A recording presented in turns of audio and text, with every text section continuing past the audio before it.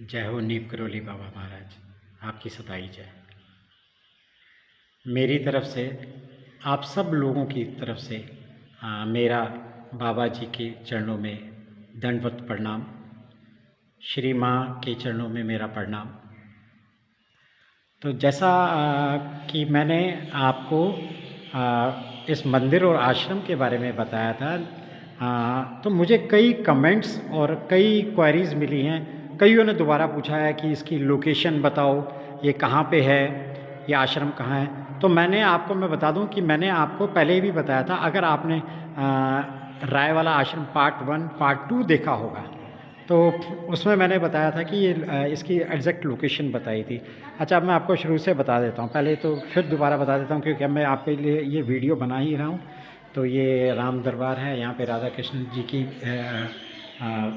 प्रतिमा है, माता रानी की है, और दूसरी तरफ ये शिवालय है यहाँ पे।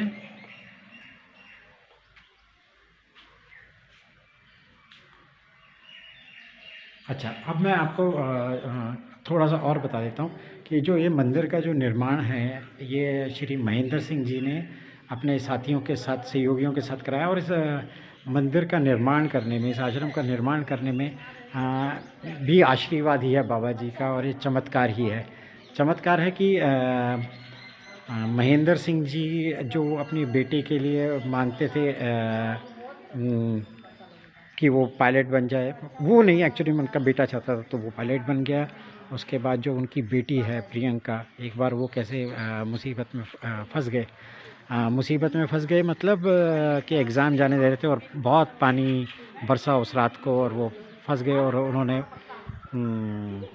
हनुमान जी का और नीम करोली बाबा जी का ध्यान दिया, और वो किस तरह उनकी गाड़ी पार कर गई। इसके बारे में ज़्यादा डिटेल में मैं डिस्क्रिप्शन बॉक्स में लिख दूँगा, आप वो ज़रूर देखें।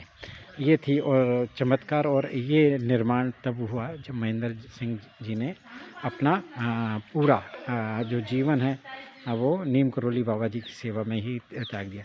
Now coming to the next, the people often ask me the location, and location was like I had told you in a part 1 or a part 2.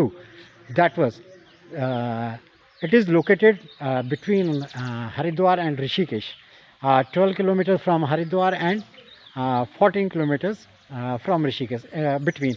And if you are coming by here by Jolly Grant, then it is Jolly Grant airport, then हवाई अड्डे से ये 34 kilometre दूर है। और अब मैं आपको बता देता हूँ, ये देखिए आपके इसका जो प्रांगण है, जो इसका कैंपस है आश्रम का, ये बहुत ही बढ़िया है, और मतलब मनमोहक है।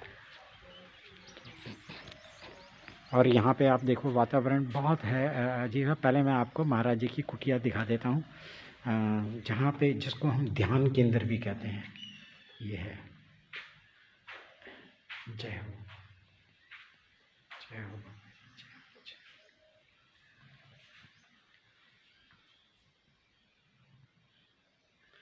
बिल्कुल, आप यहाँ पे मेडिटेशन करें बैठ के, और बाहर की चिड़ियों की चहचहाने की आवाज़, बाबा जी का ध्यान, ये आपकी आपकी आपकी पर्सनैलिटी को आपको रिजुनेट करेगा, आपको इन्हेंस करेगा।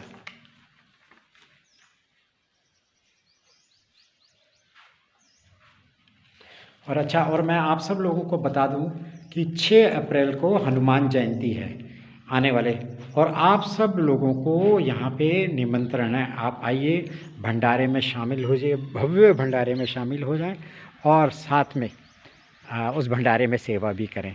अच्छा, अब वो जो मैं आपको सामने दिखा रहा हूँ, जो सामने जो जहाँ पे मेरी फिंगर जा रही है, वो आश्रम में जो भक्तजन हैं उनके यहाँ पे ठहरने का स्थान है।